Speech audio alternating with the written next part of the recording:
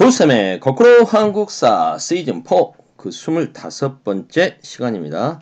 이 시간에는 개화파의 형성과 조선정부의 개화정책 추진 그리고 이에 대한 반발이라는 주제로 개화 사상의 성격을 알아보고 개항 이후에 조선정부가 추진했던 대표적인 개화정책은 무엇이 있으며 이러한 개항 및 개화정책에 반발해서 일어났던 위정척사운동, 이모군란 등은 어떤 의미가 있는지 그리고 어떤 영향을 주었는지 살펴보도록 하겠습니다.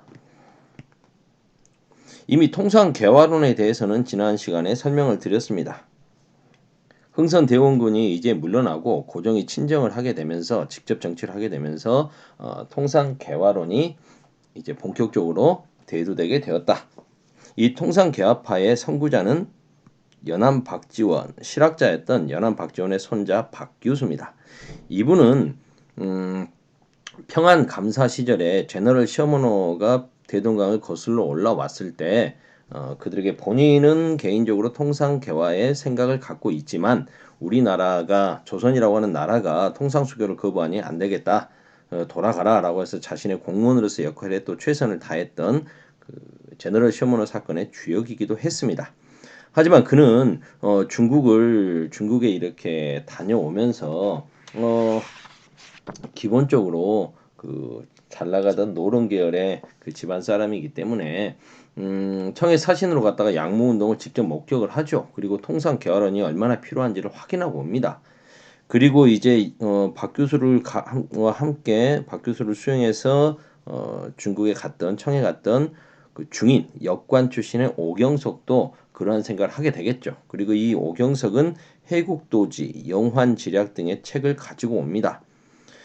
그리고 이 두 사람이 죽은 뒤에 그 역시 중인이지만 의사였던 유홍기는 박영효라든가 김옥균이라든가 민영익이라든가 이런 잘 나가는 집안의 그 젊은 엘리트들을 자기 방에 자기 집에 불러 모아서 이런 책들도 소개해주고 하면서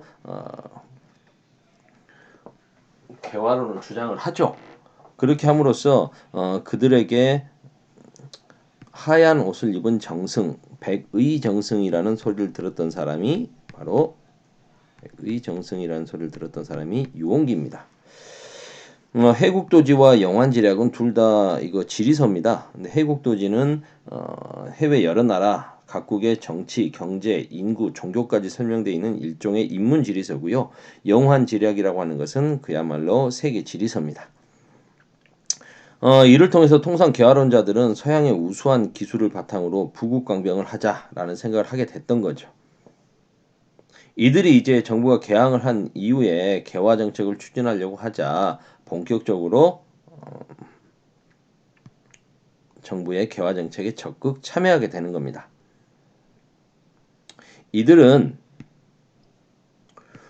중국 중심의 국제 질서, 중화 질서라고 하죠. 중국 중심의 조공 책봉 질서, 동아시아 중국 중심으로 돌아갔던 동아시아의 조공 책봉 질서 여기에 좀 벗어나서 서양의 제도와 과학 기술을 수용해서 우리도 부국강병을 하자라는 주장을 펼쳤던 것입니다. 그 정도 이들의 주장에 적극 도움을 주죠. 그래서 정부도 개화 정책을 추진하는데 이들의 목소리를 이제 적극 수용을 해주는 겁니다. 그러면 조선 정부는 어떤 개화 정책을 추진했는지 볼까요? 먼저 개화 정책을 총괄할 수 있는 기구를 만들죠. 통리 기무아문이라는 걸 만듭니다. 아문? 뭐 이거 우리나라에 좀 익숙하지 않은 그 기관명이죠. 이게 중국의 양무 운동을 하면서 중국이 서양의 과학기술과 군사기술을 받아들이자라고 하면서 만들었던 기구가 있습니다. 그게 총리 각국 사무아문. 아문은 기관명이라면 각 나라와의 사무를 총괄해서 보는 곳이다. 뭐 이런 거겠죠. 다른 나라 서양과의 그 교류를 위해서 만든 기구. 였다라면 우리가 통리기무아문이라고 명칭을 만든 것은 이걸 좀 벤치마킹 했다라고 볼 수 있겠죠. 그리고 그 밑에 12개의 담당 부서를 설치해서 각 파트별로 사무를 나누어서 맡게 했던 것입니다. 그리고 이제 가장 핵심은 군사력을 받아들이고 싶었던 거니까 신식 군대를 만들죠. 별기군이라고 하는 군대도 만듭니다. 별기군의 숫자는 80명 정도밖에 안 되었지만 일본 교관 데려다가 훈련도 시키고요. 근데 이게 80명밖에 안 됐지만 재정이 열악했던 조선 정부로서는 신식 군대를 만든다는 게 뭐 쉬운 일은 아니죠. 그래서 많은 돈이 들어갑니다. 그럼 기존에 있던 90군대 5군영을 무의영과 장어영 이 두 개로 축소해버리죠. 두 개로 축소해버리고 나머지 세 개 부대의 비용을 다 합쳐가지고 이 군대를 유지했던 겁니다. 그리고 이제 개항을 했으니까 일본에게도 이제 개항에 대한 대가로 사신을 보내야겠죠. 그래서 1876년에 1차 수신사를 김기수로 보내고 그리고 이제 내부에서 반발도 좀 심했기 때문에 좀 한 4년 정도 있다가 그다음에 이제 2차로 김홍집을 보내기도 합니다. 그래서 두 차례에 걸쳐서 일본에 수신사를 보내서 정세를 파악하게 하는 거죠. 그리고 이제 본격적으로 개화 정책을 추진하기 위해서 일본이 진정 그렇게 발전됐는지 확인하기 위해서 조선 선비 시찰단, 줄여서 조사 시찰단이죠. 이 조사 시찰단을 일본에 보냅니다. 근데 고종이 이때 조사 시찰단을 보낼 때 그들에게 암행어사 명령을 내립니다. 그래서 일본에 돌아다니면서 겉으로는 시찰만 하지만 실제로 그들의 사무가 어떤지 세관, 군사, 학교 모든 분야를 세밀하게 조사해서 보고서를 쓰게 하는 거죠. 그리고 진정 우리도 이제 발전해야겠다라는 생각을 해가지고 개화 정책에 박차를 가하게 되는 것입니다. 청나라에는 김윤식 등을 영선사로 보냅니다. 청나라는 양무운동을 펼치고 있었잖아요.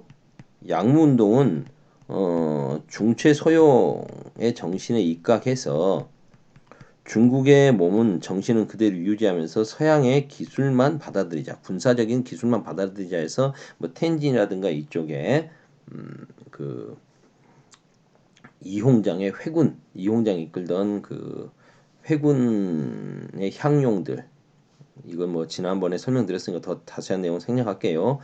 그쪽을 중심으로 해서 많은 그 서양의 근대식 무기 제조 공장들이 있었거든요. 여기 가서 배워오라는 거죠. 군사훈련법과 무기 제조 기술을 배워오라는 겁니다. 돈이 별로 없었기 때문에 이게 나라에서 주는 어떻게 보면 국비 유학생이어야 되는데 나라가 돈이 없다 보니까 결국 오래 있지 못했고 이들은 이모군란으로 그들이 군대를 파견할 것 같다라는 소식이 들리자 그런 준비를 하는 모습을 보이고 미리 이제 또 와버립니다. 오게 되는데요. 올 때 그냥 온 게 아니라 중국 기술자들을 몇 명 빼내서 옵니다. 그래가지고 우리나라에 돌아와서 이제 근대식 무기를 만드는 기기창이라고 하는 것을 만드는데 큰 기여를 하죠. 그러니까 일본으로 갔든 청나라로 갔든 당시 이렇게 개화 정책을 추진하기 위해서 개화의 뜻을 가졌던 열정을 가졌던 조선의 젊은 엘리트들이 열심히 활약했다라는 걸 알 수가 있습니다. 그런데 이 개화파들이 분열되는 사건이 생기죠. 그건 바로 이모군란입니다. 뒤에서 이모군란은 다시 설명하겠지만 90군인들이 개화 정책에 반발해서 일어난 군인들의 군란이죠. 그런데 이 군란이 청나라가 3,000명의 군대를 투입해서 조기에 진압해버리지 않습니까? 그러면서 이제 우리나라를 사실상 보호국화하는데요. 이 청나라의 내정 간섭과 우리나라를 보호국으로 만들려고 하는 이러한 태도에 대해서 극렬하게 저항하면서 이제 좀 일본의 메이지 유신을 본받아서 급진적인 개혁을 추진했던 급진개화파가 있고요. 대표적인 사람이 김옥균이나 박영효 같은 사람들이죠. 반면에 청나라가 지금 우리 힘이 센 건 사실이고 우리나라를 점령하고 있는 것도 사실이다. 그렇다면 이런 부분들을 좀 어느 정도 인정하면서 청나라의 그늘 밑에서 점진적으로 온건하게 개혁을 추진해 가자. 라는 개화파가 있었던 거죠. 대표적인 사람이 김홍집, 김현식, 민영익 이런 사람들일 겁니다. 이런 사람들은 이제 온건파, 온건 개화파라고 하겠습니다. 그렇게 해서 이제 급진 개화파와 온건 개화파로 갈라지게 되는데요. 이들이 갈라지게 된 계기가 바로 이모군란이다. 명확하게 알아두시고 급진 개화파는 일본의 메이지 유신을 본따서 사상과 제도까지 완전히 바꿔버리자 문명 개화를 주장을 했다. 반면에 온건 개화파는 청나라의 양무운동을 모델로 삼아서 점진적인 개혁을 하자. 그래서 청나라가 중체서용이래 못하네요. 중체서용이었다면 우리는 중국의 몸이라고 할 수 없으니 동도서기 동양의 도 사상은 동양의 걸 지키고 서양의 기술만 받아들이자 이런 주장들을 펼쳤던 거죠. 이러한 개화 정책, 개화파의 형성 이런 흐름이 있었다면 반대로 안 된다. 우리 것을 지키자라는 주장도 있었다는 거죠. 그게 바로 위정 척사 운동입니다. 유생들이 주도하죠. 성리학을 근본으로 삼는 유학자들, 유생들은 위정 척사 바른 것을 세우고 사악한 것을 척결한다. 바른 것은 뭐겠습니까? 성리학이죠. 유학이죠. 사악한 건 뭐겠습니까? 서학이죠. 서양 기술이죠. 서양 문화겠죠. 이런 위정 척사 운동은 시대별로 그 특징을 보이는데요. 1860년대는 흥선대원군이 집권하고 있던 시절 아닙니까? 이때 이항로, 기정진 같은 사람들은 척화, 주전론, 오랑캐들하고는 화해할 수 없다. 화해를 배척한다. 전쟁을 불사하겠다. 뭐 이런 주장이죠. 이건 흥선대원군의 통상수교 거부 정책하고 짝짝꿍이 잘 맞죠. 그래서 오히려 정부의 정책을 뒷받침해주는 역할을 했습니다. 이게 1860년대죠. 정부와의 관계는 맑음 햇빛 쨍쨍입니다. 1870년대 1875년 운요 사건, 76년 강화 도약을 맺게 되죠. 그러면서 우리나라가 이제 개항을 추진합니다. 그러자 최익현 등은 개항을 반대하죠. 위정척사 운동의 당시 대표 주자는 최익현입니다. 그때 우리나라 조선 정부에서는 이거 서양하고 개항을 한다는 게 아니고 원래 우리나라랑 통신사 교류도 있었던 이웃 일본하고 교류하는 거 아니냐, 일본한테 문을 여는 거 아니냐라고 이야기하자 최익현은 외놈이나 양놈이나 똑같습니다라고 하면서 외양일체론을 주장하죠. 외양일체론을 주장하면서 개항을 반대합니다. 그러면 1860년대는 척화 주전론, 1870년대는 개항 반대. 그러면 정부와의 관계가 어떻게 됩니까? 점점 먹구름이 끼겠죠. 구름이 낍니다. 1880년대 정부는 본격적으로 개화 정책을 추진합니다. 그러면서 2차 수신사로 갔던 김홍집이 청나라 외교관이었던 황준은이 쓴 조선책략을 가져오죠.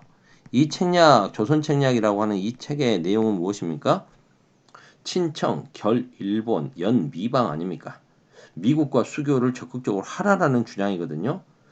절대 받아들일 수 없는 거죠. 유학자들 입장에서. 그래서 조선책략의 유포를 결사적으로 반대하고 이걸 막 불지르는 퍼포먼스를 펼치고 그리고 안동의 유생, 영남 지방의 유생, 태계 이황의 후손이었던 이만손이 주도해서 영남 만인소, 만명이 상소문을 올리게 되는 겁니다. 이건 뭐겠습니까? 당시 주장은 그러니까 개화정책 반대죠. 미국과의 수교도 반대하는 거죠. 그러면 정부하고의 입장은 이제 완전히 흐리고 비오고 난리가 나는 거죠. 이렇게 이런 흐름의 차이를 보입니다. 이들은 비록 당시 시대 흐름에는 좀 안 맞는 부분도 있었지만 자신들의 목숨을 걸고 상소운동을 펼쳤던 사람들이라 1890년대 일제의 침략이 노골화되자 항일 의병투쟁을 목숨 걸고 걸었던 한 축을 담당했던 사람들입니다. 자, 그 다음에 이제 위정촉사운동과 함께 대표적인 개항 저지운동이라고 할 수 있는 이모군란에 대해서 살펴보도록 하겠습니다. 개항 이후에 하층민들의 생활은 굉장히 힘들어졌습니다. 왜일까요? 일본이 주로 많이 가져갔던 게 쌀이죠. 무제한으로 쌀을 유출해 가버리지 않습니까? 쌀값이 폭등합니다. 그러면 하루 벌어서 하루 먹고 사는 도시의 하층민들의 생활은 쌀값 폭등으로 너무 힘들어지겠죠. 거기다가 구식 군인들까지 차별을 받습니다. 무려 신식 군대들은 좋은 옷에 바로바로 이렇게 급여가 지급되지만 이들에게는 구식 군인들에게는 무려 13개월 동안 월급이 지급되지 않습니다. 더 이상 참지 못한 군인들은 이제 13개월 만에 식량이 나왔다니까 월급이 나왔다니까 너무 좋아했는데 가보니까 어때요? 그렇죠. 모래하고 겨가 섞인 이런 말도 안 되는 쌀을 주는 겁니다. 열받아가지고 이제 어떻게 해요? 군인들이 그 쌀을 나눠주던 담당 관리를 구타하고 항의를 하죠. 그런데 이를 주동했던 구식 군인들이 체포되고 곧 사형당할 거라는 소문이 나오니까 이제 열받은 구식 군인들이 봉기를 일으키는 겁니다. 그게 이모군란이죠. 여기에 이제 생활이 힘들어졌던 도시 빈민들이 가세를 합니다. 그리고 그들은 흥선 대원군을 찾아가서 자신들을 지도해 줄 걸 부탁을 하게 되는 거죠. 그래서 이제 흥선 대원군이 이들을 지도하게 됩니다. 성난 구식 군인들은 그 민씨 가문의 고관들의 집을 습격하기도 하고 신식 군대를 지도하고 있었던 일본군 교관을 살해하기도 합니다. 그리고 일본 영사관을 공격해서 불태워버리기도 하죠. 그리고 궁궐까지 습격해가지고 이제 당시 개화 정책을 추진하고 있었던 민씨 세력 그들의 책임자였던 민비를 잡아 죽이려고 합니다. 이때 민비는 이제 탈출을 하죠. 상궁으로 변장해서 탈출하는데 이때 민비의 탈출을 도와줬던 사람이 홍계훈이라고 하는 무신입니다. 이 사람은 나중에 자기 그 동생이었던 홍상궁으로 위장을 해서 민비를 탈주시키고 민비는 이제 그 충주까지 장원을 거쳐서 충주까지 도망을 가게 되는데요. 피난을 가게 되는데 이때 민비를 탈출시킨 공으로 나중에 승승장구하죠. 이 사람은 승진하게 되고 그리고 나중에 동학농민운동을 진압하러 온 경군 그 토벌대장을 맡기도 하고요. 이 사람은 민비에게는 굉장히 충성을 했던 것 같습니다. 나중에 을미사변이 일어났을 때 일본군의 침략에 맞서가지고 광화문에서 민비를 지키려다가 광화문에서 총을 맞아서 일본과 싸우다 전사를 하게 되죠. 그래서 서울에 있는 장충당 공원이라고 하는 그 공원이 이때 죽은 뭐 홍계훈이라든가 이경직 이런 사람들을 좀 배양하고 제사 지내기 위해서 만들어졌던 것이 장충단이거든요. 지금의 그 서울의 남산 바로 밑에 있는 호텔 신라 그 자리에 예전에는 장충단이 있었습니다. 자, 이야기가 약간 옆으로 샜습니다. 그래서 이제 흥선 대원군이 다시 집권하게 되죠. 그리고 개화 정책은 올 스탑됩니다. 통리 기무화문과 별기군이 폐지되고요. 오군영이 다시 구식군대가 부활됩니다. 하지만 청나라가 3천여 명의 군대를 위안스카이가 이끌고 들어와서 흥선대원군을 바로 납치해버리죠. 그리고 난을 진압하게 됩니다. 왜 이렇게 신속하게 왕의 아버지까지 청나라를 납치했던 걸까요? 이 모든 책임을 흥선대원군에게 돌려서 대원군을 납치해버렸다. 왜 그랬을까요? 두 가지 포석이 있겠죠. 하나는 일본 교관이 죽고 일본 공사관이 붙었기 때문에 일본 입장에서는 이제 책임자를 처벌하라 하면서 일본 군대가 개입될 수 있죠. 그걸 빨리 차단을 하기 위해서는 책임자가 누가 됐든 한 명 빨리 정해서 이걸 진압을 해야 되는 겁니다. 정리를 해야 되는 거죠. 그리고 또 하나는 대원군이 어찌됐든 흥선대원군이 왕의 친아버지지 않습니까? 왕의 친부를 볼모로 삼아서 조선에 대한 내정 간섭을 하겠다는 거죠. 실제로 청나라는 마젠창과 멜란도르프를 고문으로 파견해서 내정과 외교에 대해서 간섭을 합니다. 그리고 조선과는 조청, 상민, 수륙, 무역, 장정이라는 긴 이름의 근대적인 조약을 맺게 되죠. 조선과 청나라의 상민이 바다와 육지에서 무역하는 조약입니다. 이건 청나라의 이권을 굉장히 많이 인정해 주죠. 가장 대표적인 게 일본도 일본 상인들도 개항장에서만 무역을 할 수 있었고 내륙으로 진출할 수 없었는데 청나라는 내륙으로 진출할 수 있는 걸 허용을 받게 되죠. 그럼 이제 어떤 일이 벌어지겠습니까? 일본도 최혜국 대우를 주장해서 내륙 무역권을 갖게 되는 거죠. 우리나라에 대한 경제 침탈이 본격화된다라고 볼 수 있겠습니다. 일본은 어찌됐든 공사관이 불타버렸기 때문에 조선에게 항의하면서 제물포 조약을 맺습니다. 이 조약에 따라서 조선에게 배상금을 요구하고요. 일본 공사관을 지킬 수 있도록 약간의 병력을 주둔할 수 있게 인정을 받습니다. 이게 일본 군대가 우리나라에 들어오게 되는 계기죠. 그러면 이제 청나라 군대 3천여 명이 조선에 들어와 있고 이모군란 끝나고 나서 돌아가지 않았으니까요. 그게 지금 서울의 지금 용산 지역이죠. 이때부터 용산은 외국 군대가 이 땅에 주둔하게 된 그 슬픈 역사가 시작이 되는 겁니다. 그때부터 나중에 일본군이 여기를 차지하고 한국전쟁 때 이후로는 미군이 지금까지 있었던 거죠. 그리고 일본 군대도 우리 땅에 주둔하게 되는 계기. 그러니까 이모군란은 이 땅에 외국 군대가 들어오게 되는 슬픈 역사의 시작. 청나라의 내정 간섭이 본격화되었다. 우리 땅을 두고 청나라와 일본이 본격적으로 경쟁하게 되었다. 이런 영향을 끼쳤다라고 할 수가 있겠습니다. 그리고 앞서 말씀드렸듯이 개화파도 분열되게 되는 계기가 되죠. 시간이 벌써 이렇게 돼버렸나요? 선생님이 그림으로 이걸 정리를 해놓은 게 있는데 볼 시간이 별로 없겠네. 빨리 어차피 20분 넘었으니까 늦은 김에 그림으로 정리할게요. 개화파, 통상 개화론자들이 이모군란을 계기로 온건과 급진으로 갈라졌다. 정부가 추진했던 80년대 개화정책, 통리기무화문과 12사, 수신사, 조사 시찰단, 영선사, 보빙사 등을 파견했다. 그리고 근대식 무기를 만드는 기기창, 근대적인 부대, 별기군이 있었다. 위정척사론 1860년대는 척화 주전, 1870년대는 외항일체, 개항 반대, 이때는 통상 반대, 이때는 개항 반대, 이때는 개화정책 반대. 영남 만인서 80년대, 90년대 항일 의병투쟁으로 이어졌다.